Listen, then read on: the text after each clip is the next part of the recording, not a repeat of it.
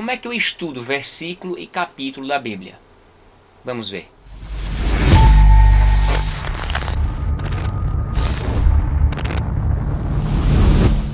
Caros Cairinês, sejam todos bem-vindos ao canal Vamos Ver. Eu sou o professor Marcos e neste vídeo eu vou te apresentar como é que eu estudo os capítulos e versículos da Bíblia, tá bom?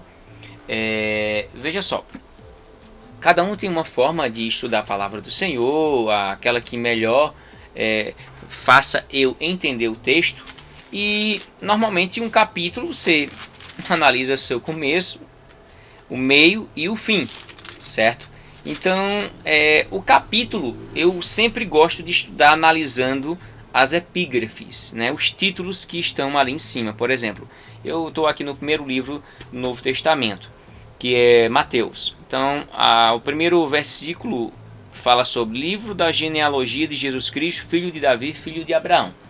Então, qual é o título? A genealogia de Jesus. Então, para eu estudar o capítulo, eu analiso primeiro o título.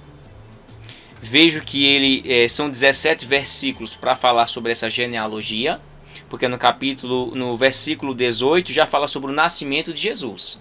Aí tem aqui e finaliza, pronto. Depois temos o capítulo 2 e assim sucessivamente. Então, o capítulo eu analiso o título, suas divisórias, né, suas divisões e ainda os textos paralelos, porque como é que eu estudo um capítulo? Eu estudo um capítulo, lendo ele todo, entendendo o que tem nele, né? Como é que ele é dividido, como ele é estruturado, e também, unido a isso, os versículos paralelos em outros livros. Por exemplo, eu vou estudar sobre a genealogia de Jesus em Mateus, em Lucas, porque Marcos ele não fala sobre a genealogia de Jesus. Só Marcos, só Mateus e Lucas.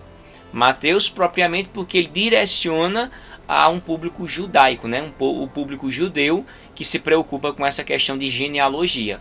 Marcos não se preocupa, João não se preocupa, não. Então cada um tem uma identidade, né? Uma característica.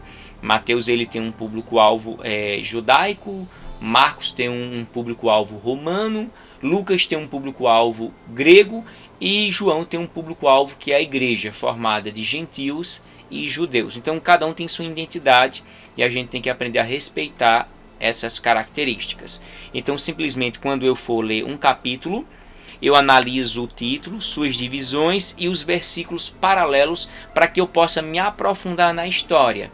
Eles estão falando na perspectiva que cada um enxerga, vê. Você está aí vendo minha mão, né? Mas desse lado eu estou vendo as unhas. Já desse outro lado teria outras pessoas que não enxergar nem a frente da minha mão e nem a traseira da minha mão, as unhas, mas ia ver o lado direito. Já essa outra aqui ia ver o lado esquerdo completo. Então nós temos 1, 2, 3, 4 visões sobre a mesma coisa. Mateus, Marcos, Lucas e João. Então isso é uma forma básica para você entender o que significa falar sobre uma mesma coisa em perspectivas diferentes, mas falando a mesma coisa. Então, como é que eu estudo o capítulo? Você já sabe. Como é que eu estudo os versículos para eu entender um a um? Normalmente, quando eu vou estudar um versículo, né? Ele está dentro de um capítulo, evidentemente, eu analiso sistematicamente o que é que está sendo falado. Então, eu sou um pouco exagerado nos meus estudos da Bíblia. Eu estudo milimetricamente, palavra por palavra. Como é que é isso? Por exemplo, eu tenho aqui o capítulo 3 que fala sobre João Batista. Já findando, fala sobre o batismo de Jesus, verso 13 ao verso 17 do capítulo 3. Aí já começa com o capítulo 4 das tentações de Jesus, da tentação de Jesus, que finaliza no verso 11. Aí depois entra em cena Jesus na Galileia, onde ele vai se apresentar, né? Vai chamar os primeiros discípulos, que vai do verso 11 ao verso 25. Depois temos o capítulo 5, que é o Sermão do Monte. Os discípulos são o sal da terra, que Jesus fala no verso 13. Depois tem falando sobre o cumprimento da lei, que Jesus não vem destruir, mas cumpri-la. E ele cumprindo, eu e você não precisamos cumprir, porque estamos na graça. Então o que acontece? Vamos imaginar aqui. eu estudo palavra por palavra do que está sendo dito aqui e também me utilizo dos versículos paralelos, né? Eu vou estudar aqui sobre a tentação de Jesus. Então, imediatamente eu vou pegar todos os 11 versículos sobre a tentação de Jesus. Eu às vezes até copio, às vezes não, quase sempre copio ele todinho. Estou estudando aquela temática sobre a tentação de Jesus, então eu vou copiá-lo todinho. Pronto, copiei. Ou digitá-lo muitas vezes. Agora eu vou dividir ele onde ele está sendo representado. Eita, lá em Marcos 1:13 é falado de forma resumida, beleza, copiei. Lá em Lucas capítulo 4 também é falado sobre a tentação de Jesus, só que ele se utiliza com mais 2 versículos a mais, então do verso 1 ao verso 13 de Lucas. Já em Mateus aqui é do verso 1 ao verso 11, e Marcos se utiliza de 2 versículos praticamente, verso 12 e verso 13. Aí o que acontece? Eu já sistematizei os versículos usando os textos paralelos? Já. Agora eu vou analisar palavra por palavra, para eu entender 100% da mensagem, o que é que a palavra está dizendo aqui para mim. Então, foi conduzido Jesus pelo Espírito ao deserto para ser tentado pelo diabo, e tendo enjoado 40 dias ou 40 noites, depois teve fome, e chegando-se a ele o tentador disse, tal. Beleza. Primeira palavra, então. Então, o que é um então? Eu pego o dicionário de português, uma gramática, e vou analisar. Eita, pode ser uma conjunção coordenativa, conclusiva, com a ideia de consequência? Beleza, é o meu ponto de vista nesse versículo aqui, né? Nessa primeira palavra. Pode ser um advérbio de tempo. Então, naquele momento, naquele tempo, naquele exato momento, tal. Então tem 2 possibilidades. Eu vou olhar as 2 possibilidades e ver o que mais se adequa, né? Na minha visão é a que eu falei anteriormente, que é uma conjunção coordenativa conclusiva com a ideia de consequência. Por quê? Porque o então é uma consequência de algo.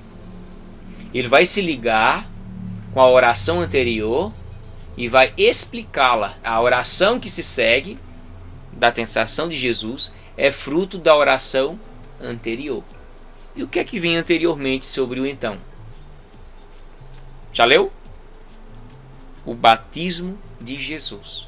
Então eu estou lendo o capítulo 4, mas eu tenho que me ligar que tem versículos anteriores e posteriores ao que eu estou lendo. Então, esse então está sendo uma consequência de uma oração anterior. Jesus é batizado, então o fruto desse batismo, as epifanias que chegaram, levaram ele a ser tentado no deserto pelo diabo.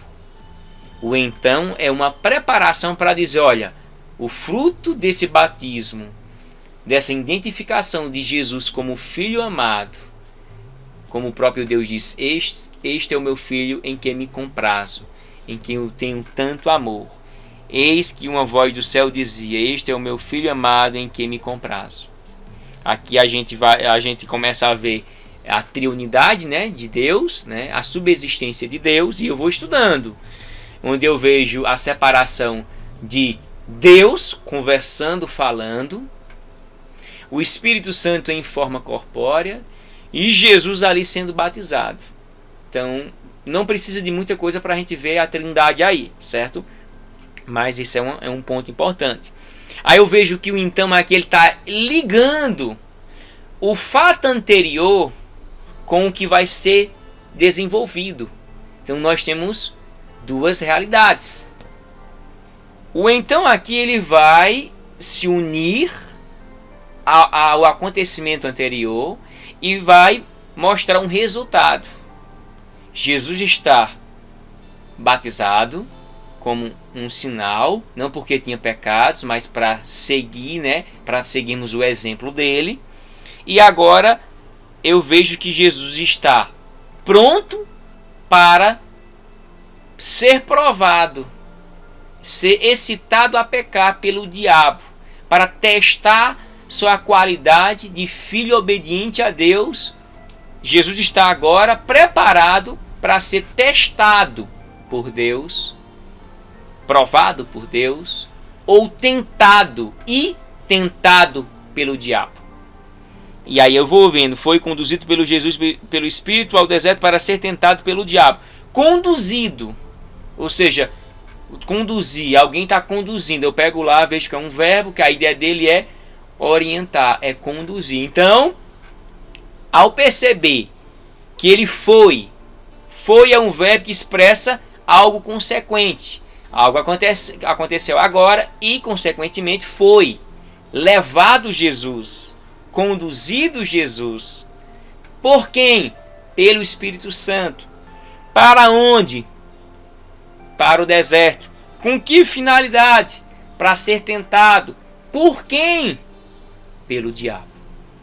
Só no primeiro versículo a gente pode extrair inúmeras coisas, inúmeras questões. Fazer pergunta ao texto é o que eu mais faço para eu compreendê-lo integralmente e olhar avante. São perguntas simples que você possa fazer o tempo todo ao texto. E tendo jejuado 40 dias e 40 noites, depois teve fome. A consequência dos 40 dias e 40 noites levou Jesus, inevitavelmente e humanamente, a sentir fome. A pergunta é: por que ele sentiu fome? Parece uma pergunta boba, mas vai dar uma resposta àqueles crentes fanáticos que são ingênuos na Bíblia, que tem um analfabetismo bíblico gigante. Tem gente que diz que Jesus não bebeu água. Tem gente que fala, gente que eu não vou falar, citar aqui, que está há décadas na igreja, que Jesus não bebeu água no jejum dele.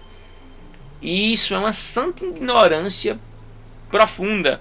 O texto diz que ele teve fome e não que ele teve sede. Porque se o texto dissesse que ele teve sede, subentenderia que ele não bebeu água durante 40 dias e 40 noites. E de uma forma mais teológica, seria apelar para a divindade, porque ninguém passa 2 semanas, 3 semanas, 1 mês ou 2 meses, ou 40 dias sem beber água. Dá um problema renal e entra em óbito. Se tivesse falado aqui, tinha-se cometido um erro gigante, científico, biológico, aqui. Mas graças a Deus que a palavra de Deus é verdadeira e ela segue o que se fala, ela segue a revelação de Deus e os fatos reais do que aconteceram. Então, simplesmente, Jesus de fato teve fome porque ele não comeu. Ele só não é dito aqui que ele teve sede, porque consequentemente, com certeza, ele bebeu água, claro, né? Não bebeu Coca-Cola não, viu? Claro que não. Então, é assim que se estuda, pelo menos é assim que eu estudo. As Sagradas Escrituras são estudadas assim por mim. Demora mais, é claro. Você vai ver que a gente vai, entre aspas, perder tempo. Não é perder tempo, eu chamo ganhar tempo em mergulhar, em pesquisar, em me aprofundar milimetricamente em palavra por palavra, frase por frase, oração por oração, verso por verso, o paralelismo, tudo. Então é assim que eu estudo a palavra do Senhor, analisando, fazendo pergunta ao texto e buscando a resposta dentro do texto, certo? Levando em consideração o que vem antes e o que vem depois. É assim que eu faço para estudar as Sagradas Escrituras e entender o texto como ele é, sem precisar sacrificar a minha mente, sem precisar ficar alienado, preso, condicionado aos livros, certo? O texto está aqui, o povo tem um déficit gigante de leitura. Se o povo não lê, já é o primeiro problema. Segundo, se ele não entende, é um segundo problema. E terceiro, se ele procura resuminhos, sinopse, resumo, síntese, lamentavelmente o conhecimento dele vai ser bem pequenininho. Ele tem que mergulhar no texto, ler, até se tornar íntimo do texto. E extrair o máximo possível. Não é criar exegeticamente o que não tem aqui, mas extrair exegeticamente o que o texto quer dizer. E hermeneuticamente colocar e aplicar no dia a dia, certo? Espero que tenha ajudado vocês e que Deus os abençoe. Até mais.